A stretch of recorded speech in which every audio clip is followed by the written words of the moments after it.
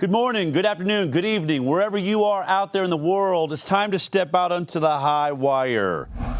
I really love what we get to do here on the high wire. We get to bring you news that I know for sure everyone else is afraid to tell you about. And this show, I guarantee you, is going to have some moments that's going to blow your mind. But right now, we're dealing with a Hurricane Milton that's just hit Florida. Just 7 days ago on this show, we checked in with Steve Slepcevic with Strategic Response Partners about the hurricane that hit in North Carolina. I don't remember reporting or having a report on hurricanes like back to back like this, but we did want to find out what was going on, what's happening in North Carolina, what's happening in Florida. So once again, I'm joined right now at the top of the show with Steve Slepcevic and Sam. Oh, we have the hurricane news montage. Let's make sure you all know what I'm talking about. Hurricane Milton slammed ashore last night as a Category 3 and swept across the state with incredible force. Absolute wrecking ball coming ashore earlier this evening. Deteriorating conditions across the great state of Florida. The storm is having a wide and devastating impact on Florida right now. This storm is one of the strongest to hit that part of Florida in decades. It's just around 8:30 in the evening as a Category 3 major hurricane with 120-mile-per-hour winds. It's brought the complete arsenal. Wind gusts past 100 miles an hour. Toward the center of the path in Venice, Florida, the storm surge turned streets into raging rivers overnight. As the system barreled east, dangerous storm surge and flooding tore through the streets of Sarasota, pushing debris and this dumpster down the road. At this point, it's too dangerous to evacuate safely. So you have to shelter in place and just hunker down. And a historic tornado outbreak in central and south Florida. 30 tornadoes at least reported, one of which went over Wellington, Florida, and was strong enough to toss this car into the side of the house and shear off this tree. In St. Petersburg, hurricane-force wind ripped the fabric roof off Tropicana Field, home of the Tampa Bay Rays. That's also where thousands of cots were set up to house first responders. In terms of what it's bringing on so many levels, whether it's a tornado outbreak or the wind or the surge, it's just all of the worst-case scenarios are being realized. Now, of course, when you watch that report, this storm didn't bring as much rain as Helene did, but you had this other scenario, which was tornadoes. My understanding is there was over 30 reported tornadoes that came along with this hurricane, as though a hurricane is not enough on its own. Just outrageous circumstances. And now I can get to what I was so excited to report. So excited I almost skipped every other news organization's reporting. But I'm joined by Steve Slepcevic and Sam Eaton now from disaster relief responders that are there. Steve, a week, you've been at this a week in North Carolina, right into the eye of the storm here again in Florida. What do we have to report about Milton? It feels like I'm hearing that it wasn't as bad as it could have been, but what is your perspective on the ground there? Yeah, so if you see the weather reports, Milton was a very tight tornado. So it was a small circumference. It had a small bandwidth. It was extremely powerful towards the center of the eye. So it's not as big as you typically would have saw with Helene, how big and wide that storm was, the amount of rain that it was carrying. But like you said earlier, it was carrying a lot of signatures of supercells, rain-wrapped tornadoes inside of that hurricane that was moving on shore, which was one of the reasons we kind of was really on guard all last night as we rode it in. So we have team members that live in Lakewood, Bradenton, Temple Terrace, and Tampa. And so they hunkered in, the whole team hunkered in. We had our emergency, like service equipment, power generation. We had to pull trailers off of that area so you're not flipping equipment over. We weathered the storm. First thing before daylight, 3 o'clock, we had pushed out, right? So that we could get in and start doing our damage assessment and get into place. But one thing that was very different is leadership. Leadership. If you saw what we saw and the people around us, there was task force, the different Florida Urban Search and Rescue Task Force that were on the road with us, full convoys, just going into those zones, setting up, staging up. And you can't, when it comes to leadership, maybe they need to change governors between the two states of what it means to actually respond. And so I'm here with Sam Eaton. He's a retired battalion chief, 30 years with Palm Beach County. He's seen hurricanes. The first hurricane I responded to was Hurricane Andrew. It was his first hurricane. So we're the old guys in the game. But I wanted Sam to talk a little bit about the leadership, what we've seen, and then some safety things that people need to know. And so really quick, Sam, just really quick. So what you guys are saying about leadership is still government leadership, local Florida government, getting people out on the road to help people, to be ready to assist. You felt like that's a strong response, but that's the type of leadership we're talking about coming from Governor DeSantis and on down in Florida. Is that what we're discussing? That's exactly it. The difference is, if you notice, Governor DeSantis stepped up and he said, you know what? This is a local problem. We're going to handle it, not FEMA. We don't need them. We can handle this at a state level and take care of business. That's how it should have been done in North Carolina, right? Yeah. And the reality is that you can see how this bloated system of federal government, it fails miserably. And at the end of the day, it doesn't matter what people say. Results don't lie. You don't like the results? That's feedback. Take a look at your results. Right. That's the reality of it. Yeah. Sam? And after seeing that in North Carolina, 100% what we're talking about. You had a grassroots effort that needed to be formulated because there was a void of response. People are trapped. There's injuries. There's people isolated in the area, and these locals came together to formulate a plan before we actually got in the area and started working to get resources into those areas. Unfortunately, they didn't have that command structure, that leadership that would come normally from the state or the local government, that kind of stuff. It just wasn't in place, so they had to make do. Just looking at the difference in that operation and another operation that we were in, leadership does matter. And in the later airport that we were working with, clearly they had an understanding of what that would look like. We were able to come in there and help and assist and bring the level of that command up. So. Fantastic. And so, when we look at this, obviously, is one of the reasons, though, I feel like part of this is Florida, because of where it's located, it's used to hurricanes. It's more prepared for, things like this. Can you make the argument that North Carolina just wasn't prepared because it hasn't really needed to be as prepared as often as Florida is? Does that play into it? No, that's a chicken exit. Okay. That's a cheap excuse because North Carolina, like all states, you do all scenarios disaster planning. They've had floods in those rains with some heavy rains from other cells before. They've had flooding in those areas. They knew and could tell what would happen. So what they do is they do these all scenarios based on if this were to happen, this is what's going to happen, and here's what our response was. Well, when they knew that was the setup, and then they didn't meet the setup to bring the actual resources, the actual team members in there to make those rescues, and it was day 7 going on day 8 was the first time that we saw state resources coming in. It's too late then. The people in North Carolina didn't need their help at that point. And you're basically saying at hour 1 and 2 here in Florida, you saw state-sponsored, response happening immediately. So that's a huge, huge difference. They have the infrastructure in place. You can see it on the way in. Clearly, we're already here. There's clearly an opportunity for local government to get their fire departments out, do their jurisdictional surveys. They're already clearing streets. You can see the evidence of that.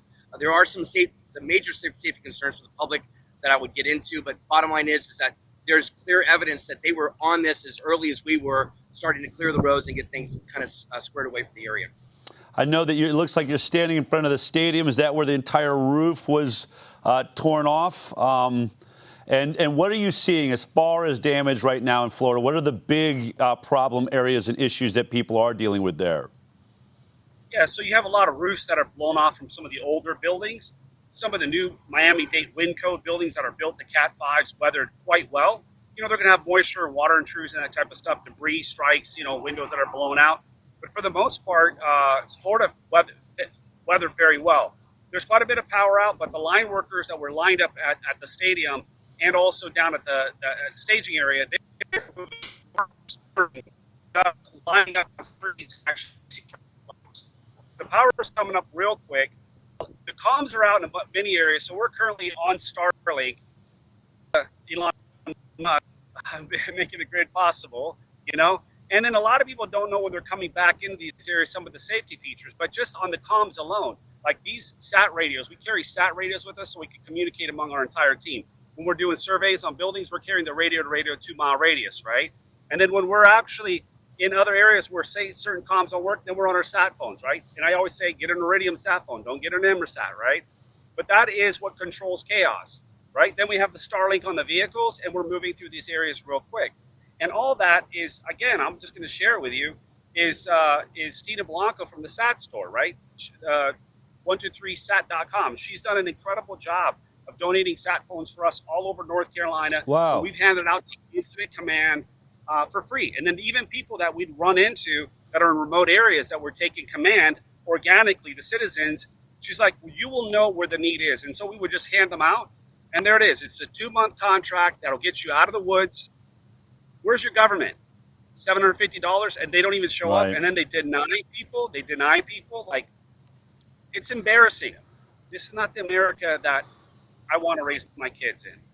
Well, you represent the best of what America is, Steve. And I know that last week, we had asked, the people that watch the HighWire to help you raise some funds. How did that work out for you? Were we able to assist you there? Did you find that? Because I find our audience to be relatively effective. I just wanted to see how that worked out last week. I want to share that with you. When we deployed, my wife asked me, how are you going to fund this? Okay.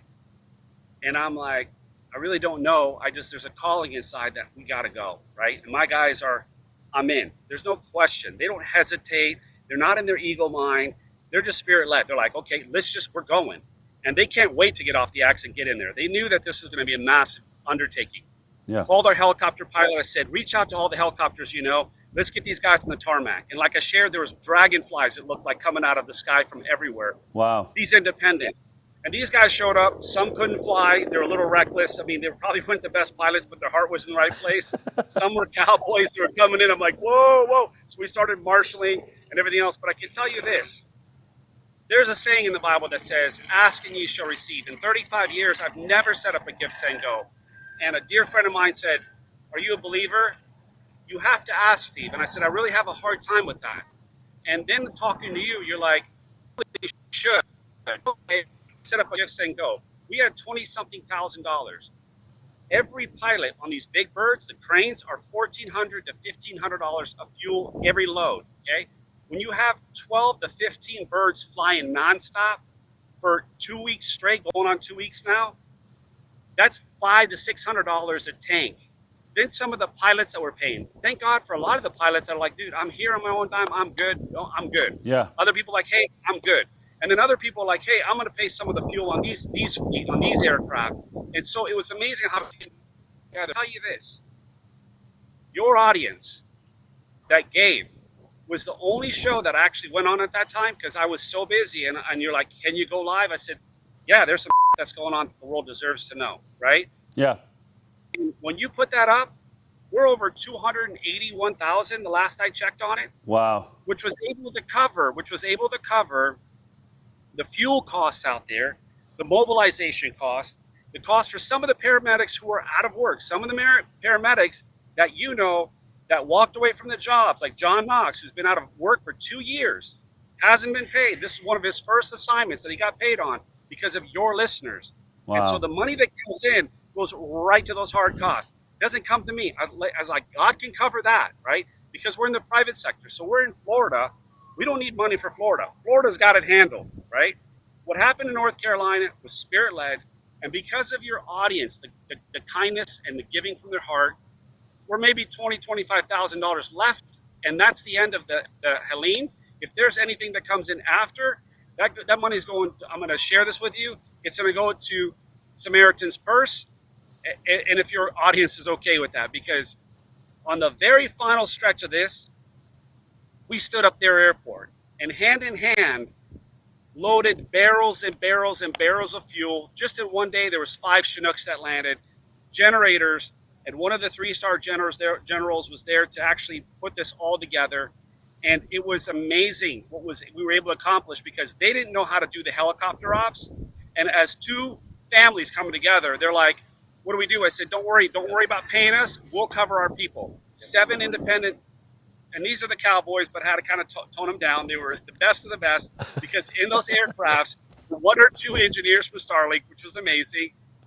One of our paramedics, who also acted as a flight crew to make sure the ground crews, they got in and out of the aircraft, Yeah. and a helicopter pilot. Everything else Yeah. was loaded with medicine, IVs, Yeah. insulin, everything that these departments needed, warm clothes for the people in the mountains. And so they were able to finish. We dropped some of these guys off, poor guys. They're like, are you going to come back and pick me up? I said, don't worry, you're good. Yeah. We know where you're at. So Sam was running the whole incident command. That's Accountability. 30 All about years, right? Making sure that we knew where the personnel were on the mountain, where they've been dropped off, what time they've been dropped off. We had a 2-hour time frame. We would make sure that we were going to pick them up at least within 2 hours. And it was a well-oiled machine with the assistance of SRP and some personnel there on the ground as well. And Operation Starlink. I mean, Elon Musk putting that whole mountain grid right now is Yeah. under Starlink.